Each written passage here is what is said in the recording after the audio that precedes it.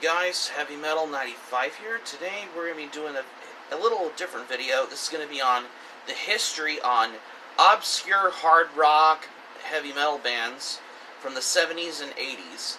And this time we're going to be talking about the band that you have never heard of before, that you're familiar with. We're going to be talking about the band Shadow, the hard rock group that was first formed in Kennewick, Washington, back in 1973 to 1982, during the 80s as well. So let's begin with this history.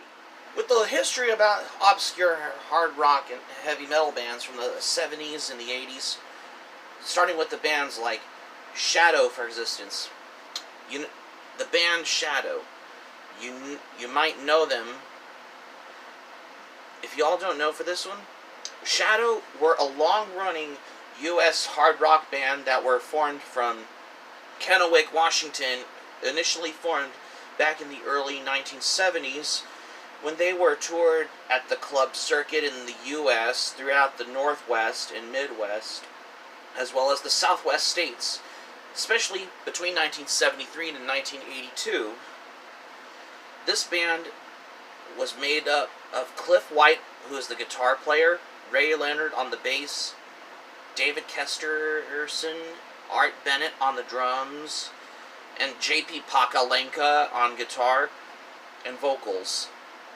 And formed after White, Leonard, Kesterson, and Bennett had all attended at this high school in Kennewick, Washington called Kamiakin High School together.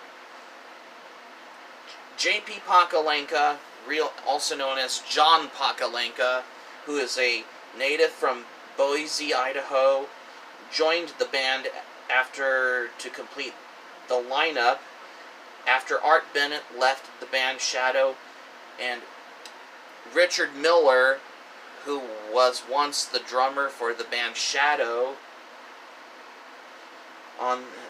has filled the drum stool at some point until towards the 1970s, which is before the group relocated their base of the operations to Denver, Colorado, as well.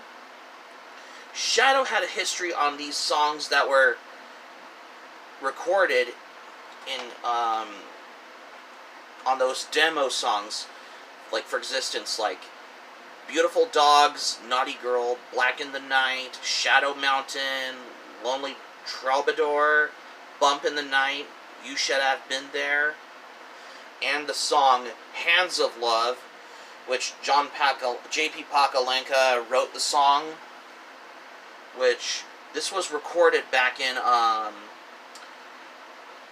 Eastern Washington State College back in 1977, something for what the band Shadow had a lot to do for this one, particularly. Despite the recording numerous demos throughout the years between the 70s and the 80s, has come to all the sorts as well, and no record deal was forthcoming because they were having a hard time looking for a record contract deal so they could sign the band up as well. But this wasn't long until 1980 arrived, which is particularly the real reason why that the group Shadow finally made their vinyl debut with their hit song, which is the live version of their hit song, I Can't Take It, which it was included on Colorado radio station Kazi's album Thunder on the Mountain Various Artists Compilation LP, which is only on vinyl and audio cassette. Although it was never released on CD because due to the fact that it was only released on audio cassette and it was also on vinyl, because despite it, even though it's a compilation LP, that's the real reason. Shadow was well known for their credibility with their diary live performances, which this was how it wasn't long until it was eventually led to them record the song New Year's Evil, which the song was written by Roxanne Seaman and Eddie Del Barrio for the cult slasher film of the same name by the Cannon Film Group in 1980. And yes, this movie, New Year's Evil, you might know this horror film, and that's particularly is the real reason why Shadow had their popularity of how they released their promo single New Year's Evil on the RPM vinyl record with Simon Bar Sinister on the B-side, which was released by Cannon Records when it was sent out to like local radio stations throughout in the 80s at the time as well. The band was featured extensively on camera throughout the Cannon film, performing as a Los Angeles punk rock band at a New Year's show. Shadow has performing only 7 songs live in the movie, such as the song New Year's Evil, Simon Bar Sinister, Cold Hearted Love, which I think this was recorded in, like, back in the college days, like, around late 1974, early 1975, which is one of the first songs Shadow has ever recorded that ended up being in the film. Night Driver, which is another one of Shadow's songs, which was also recorded at Mom's Saloon in San Diego. Oh, if y'all don't know about the song Night Driver, that's the song that Shadow was recorded on a 4-track tape recorder at Mom's Saloon in San Diego, California during the daytime rehearsal.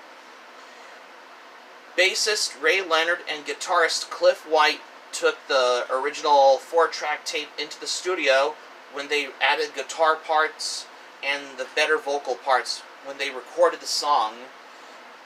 And however, this song ended up also being in the film. Cold Hearted Lover was one of the first songs that Shadow recorded in Eastern Washington State College in Cheney, Washington in late 1974 to early 1975. However, Simon Bar Sinister and New Year's Evil were recorded at the Salty Dog Studios in Los Angeles, California, is what the band Shadow has recorded, particularly. However, this was digitized from the 54 RPM record, which was sent to those radio stations throughout the U.S., and this is how that made the band popular, as well as other songs, Temper Tantrum, Headwine, and When I Wake Up, all except the other title tracks were original songs that Shadow has ever recorded as well, such as the studio version of New Year's Evil was released in 1980 by the Cannon Group as a 54 RPM promo record, with the song Simon Bar Sinister on the B-side. As the group relocated again, this time in Los Angeles, when they wanted to capitalize their interest by generating by the film. However, Shadow has never got an album, has never came to be ever since the record label Cannon Records was out of business. They had never the rumors have that Shadow wanted to do an album, but it was never came to existence, so this ended up discarded and lost media in the music as well. But by 1982, they had split up, half of the band returning to the Pacific Northwest and the remainder staying put in California. Shadow's mainstay, Ray Leonard, went on to become a regarded recording engineer as a host on High Profile over the release on his CV, including many of those classic hard rock heavy metal bands, such as Fighting for the Earth by the band Warrior, Dio's album Holy Diver, Out of the Cellar, which is the album from Rat, Legs Diamond's album Out on Ball, Thunder in the East by the Japanese heavy metal band Loudness, and Domingue Deus by the Plaids. Bassist Ray Leonard is now a solo new age music artist recording under the name Ray. Shadow guitarist J.B. Pacalanca went on to play in a female hard rock quartet, which they were originally called Jane, but they changed their name to Balls of Fire after former Kiss drummer and vocalist Peter Criss joined the band. Despite the presence of Criss in their ranks, the group ultimately struggled to make such an effort, much of an impact, beyond a well-publicized appearance at the 1985 NAMM Music Trade Show, and they split up shortly there afterwards throughout the 80s. This explains for the fact as well, because ever since Rich Miller left the band Shadow, he died in a... The rumor has that Rich Miller left the band Shadow because the demise of the death of the band Shadow drummer Rich Miller died because, which is still hasn't yet been proved yet. But there's still some from other former members of the band Shadow. Oh, because this has come across to this as well.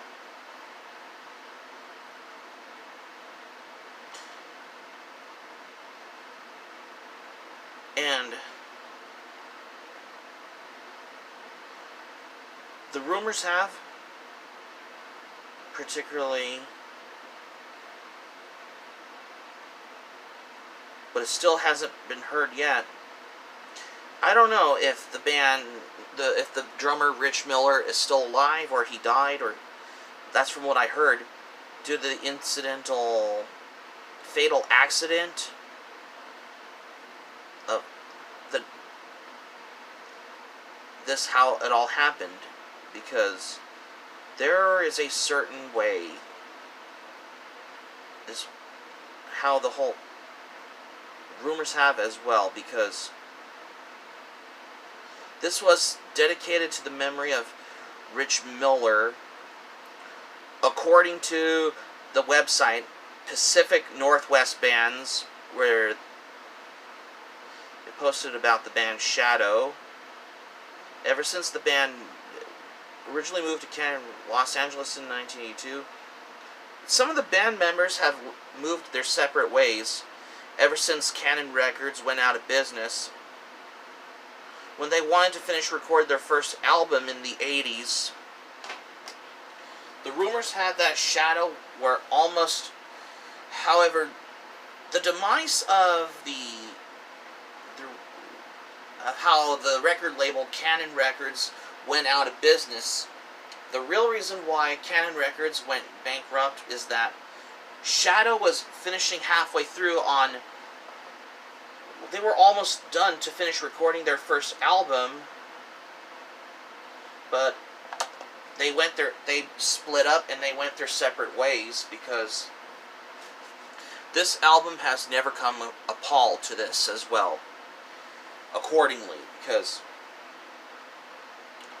although the song New Year's Evil was the most recognizable song that Shadow performed, that you might hear from this movie, they were covered by various of other music bands in general, because, and that's how the legacy of the band Shadow goes on forever.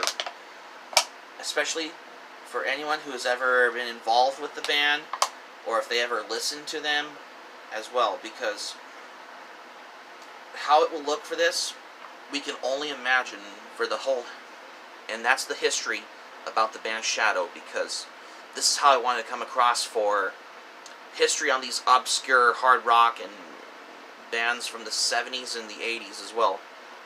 The rumors have that Shadow wanted to do their first album, and they wanted to record it, but they didn't, because Cannon Records went out of business in like 1982, and that's the demise of this as well, in case you all wonder for that as well, I guess. So there you have it. So that's going to be it for my history on the obscure hard rock history on the band Shadow. Thank you for watching. Subscribe to my channel, especially if you're new to the channel. Smack the like button if you enjoyed the video. be sure to smack the notifications bell button. Be sure to get notified also as well for more latest updates if you miss anything new as well. And that's all I have, what I got for today. Let me know your thoughts in the comments section below. Like, what are your thoughts about this band, Shadow? Like, have you ever listened to them? Like, if any of you listened to it on Reverb Nation Online as well. And that's all I have, what I got for today. This is Heavy Metal 95 saying thank you for watching my video, and I'm glad you liked it. Hope you enjoy it. Hope to see you soon for the next video. Be sure to stay safe and stay healthy. Hope you all have a great day. This is Heavy Metal 95 signing off. Thank you for watching my video, and I'll see you soon for more videos I got on plan for What's in Store. Take care, and be sure to stay tuned for more surprises that are coming. Goodbye for now.